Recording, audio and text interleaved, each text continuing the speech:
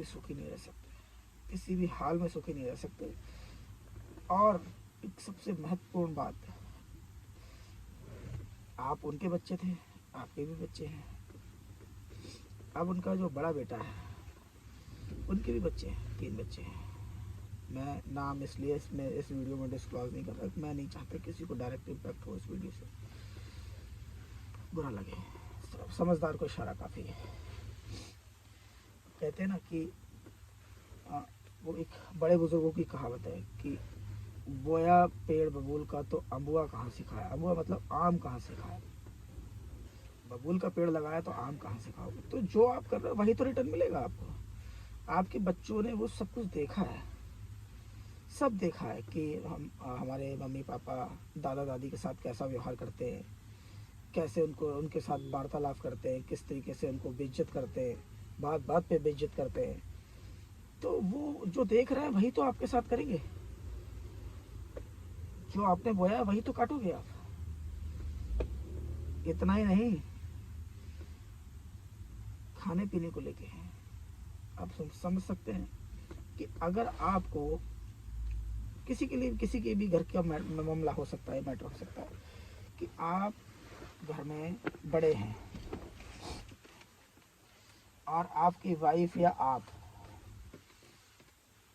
वैसे तो कोई मेहमान तो है नहीं आपके माता पिता, आपके सब कुछ वही हैं, लेकिन जब अलग रहते हैं दोनों लोग, बेटा अलग रहता है, बहू अलग, मतलब बेटा बहू अलग रहती है और माता पिता अलग रहते हैं, लेकिन रहते एक ही घर में। तो जब भी कुछ स्पेशल कुछ बनता है घर में, जो लोग नॉन वेज खाने वाले हैं और जो लोग वेज खाते हैं, खासकर नॉन वेज खाने वाले, क्योंकि ग्रामीण क्षेत्रों में अब तो देखो इनकम सबके पास हो गई है, तो कुछ लोग हफ्ते में खाते हैं, कुछ लोग 2 हफ्ते में खाते हैं, लेकिन जिनका रेगुलर काम धंधा अच्छा है तो वो लोग डेली भी खाते हैं, दूसरे दिन चौथे दिन जैसा उनका बजट हो। तो बनता था, तो मोहल्ले में सबके अपने जो भी चाहने वाले उनको दावत दी जाती थी। और ऐसा नहीं है कि अपने पिता को नहीं पूछते थे, पिता को भी पूछा जाता था, लेकिन कब, जब जो उनके फ्रेंड सर्कल है उनको खिलाने पिलाने के बाद अगर बच गया तब तो दे दिया जाएगा, नहीं बचा तो पता है, बोला जाता है कि बाबूजी डिनर तो ख़त्म हो गया, अब अगली बार जब भी कुछ प्रोग्राम होगा घर में या कुछ बनाएंगे तब आप खा लेना, तब तक आप जो भी घर में रूखा सूखा है वो खा लीजिए। आप सोचिए, किसी ने आपको इनवाइट किया है, किसी ने आपको इनवाइट किया है और ख़ासकर अपने ही घर में, और जब आपने, अब सीधी सी बात है, जब आपको किसी ने इनवाइट किया तो आप घर में तो खाना खाएंगे नहीं, जब किसी ने इनवाइट किया तो आप उसी के घर जाके खाना खाएंगे।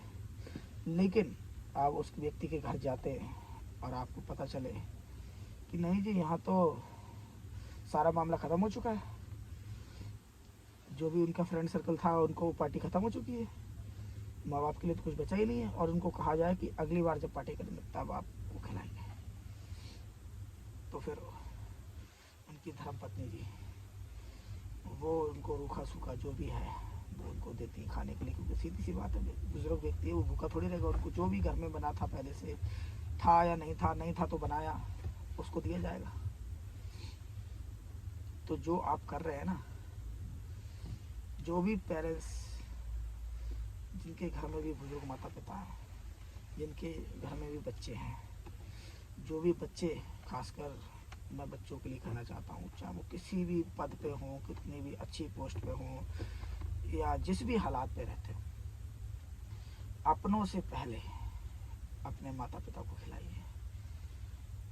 अगर दान पुण्य करना ही है, कुछ करना ही है, मैं देखो कोई बहुत बड़ा मैसेंजर तो हो नहीं, जो मैं आपको इसी स्पीच दे रहा हूँ, ये कुछ सारी चीज़ें बता रहा हूँ, सब जानते हैं चीज़ें, कॉमन चीज़ें हैं ये, लेकिन ये भी एक कड़ी सच्चाई है कि लोग जीते जी किसी को पूछते नहीं हैं, मर जाने के बाद उनके नाम से कम्बल बांटे जाते हैं, भंडारे कराए जाते हैं, लंगर लगवाया जाता है, उनके नाम से हवन पूजा सामग्री सब कुछ होता है, कोई फ़ायदा नहीं इन चीज़ों का। अगर उनके लिए करना ही है तो अपने जीते जी कीजिए, जितना कर सकते हैं उनके जीते जी कीजिए, अपने माता पिता के जीते जी कीजिए, उनसे समय निकालिए कम से कम।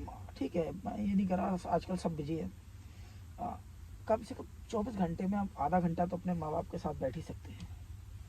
उनसे पूछिए, उनके दोस्त बन के रहिए। आप इंस्टाग्राम पे समय दे सकते हैं, फेसबुक पे समय दे सकते हैं, टेलीविज़न को समय दे सकते हैं, यार दोस्तों को समय दे सकते हैं, अपने माता पिता को समय क्यों नहीं दे सकते? सबसे ज़्यादा ज़रूरत उनको आपकी है। उनके अच्छे दोस्त बनिए, अच्छे बच्चे बनिए, क्योंकि जो आप करेंगे वही आपको मिलेगा। मैं इससे ज़्यादा और क्या ही कहूँ, बहुत कुछ है मेरे पास कहने के लिए, लेकिन ये वीडियो बहुत ज़्यादा लंबा हो जाएगा, मैं और ज़्यादा कुछ कहना नहीं चाहता। फिर भी आखिरी बार यही कहना चाहता हूँ कि अगर आपको स्वर्ग देखना है ना, तो भी जीती जी देखिए, नर्क देखना है तो भी जीती जी देखिए। क्योंकि ये देखिए सब क्यों कह रहा हूँ मैं, पता है, देखने को मिलता ही है। आंखें बंद हो जाने के बाद किसको पता किसके साथ क्या हो रहा है। जीते जी अगर आप सुखमय जीवन जी रहे हैं तो वो स्वर्ग है आपके लिए। जीते जी अगर आप नर्क जैसी जिंदगी जी रहे हैं तो वो नर्क है आपके लिए। इसलिए अच्छे कर्म कीजिए, और खासकर